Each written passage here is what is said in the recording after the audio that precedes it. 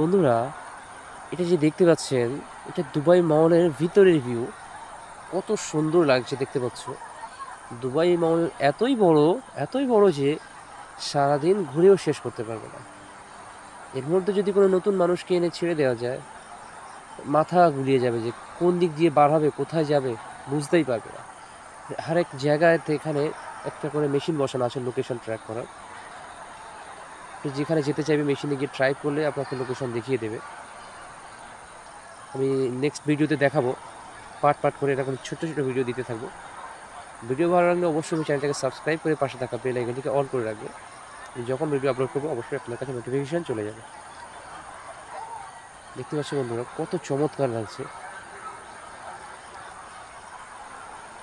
বন্ধুরা, ভিডিও কেমন হয়েছে অবশ্যই ছোট্ট একটা কমেন্ট করে আমাকে জানিয়ে যাবে।